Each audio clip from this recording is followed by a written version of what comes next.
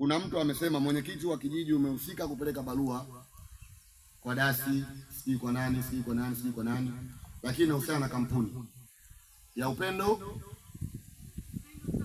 Upendo Kampani. Mimi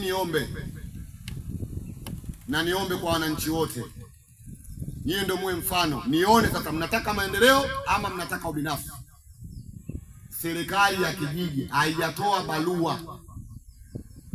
Narudia kwa msisitizo, serikali ya kijiji haijatoa nini? Barua.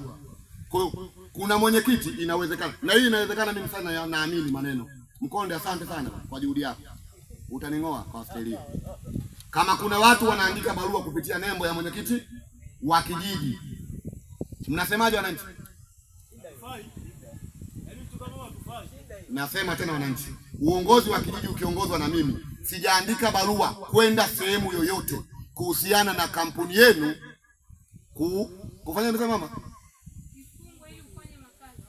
Ili kifanye makazi. Narudia tena kwenye huu mkutano, ndugu zangu wananchi, kitongoji gani hiko kitasema hivyo ambacho nimesema, au mji mzima? Tumesambaza barua taarifa za uongozi wa polisi, mkuu wa wilaya, ofisi ya mbunge, ofisi ya diwani, OCD na kwa nasi. Kwa maana hiki kisifanye shughuli za mingi ya kuheshimu kila mmoja.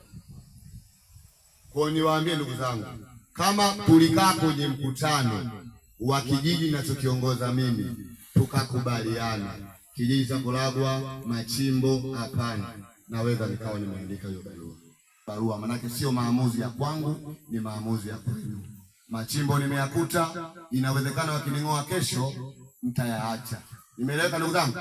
Kwa hiyo wewe mwenye kampuni, naomba ulifanyie kazi hilo swala, na mimi kwa sababu usijui taratibu, nitafuatilia nione namna ni nani ameandika barua kwa kutumia jina langu ama kutumia ofisi yangu, na mimi nione namna ya kufuatilia hilo swala, lakini mkutano utakayefuata lazima tupeana majibu.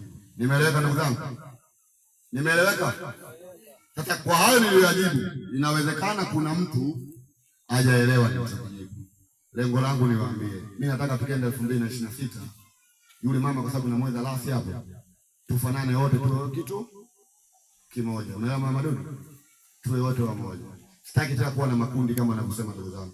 Kwa hiyo kama kuna mtu hajaridhika na jibu ama kuna nyongeza, tuongeze, ili mradi tumalize mkutano wetu tukiwa wote wamoja.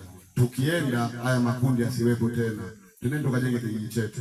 Lakini kwa kuongeza zaidi, kijiji cha Kolagwa hakiwezi kujengwa na mimi. Kijiji cha Kolagwa kinajengwa na wana Kolagwa. Nipo nisipokuwepo, kijiji kitafanyaje? Kitaendelea. Mfano mfupi, alianza Maliki pale, akatokea jamaa mmoja akaitwa matelefoni, akafunikwa Tolu, akafunikwa Chole kwa sababu ya kuongeza, lakini kuna watu walianza, si ndio Kwa mimi niwaambie, karibuni wananchi, kama kutakuwa na nyongeza, ili na mimi nitafute namna ya kumaliza mkutano.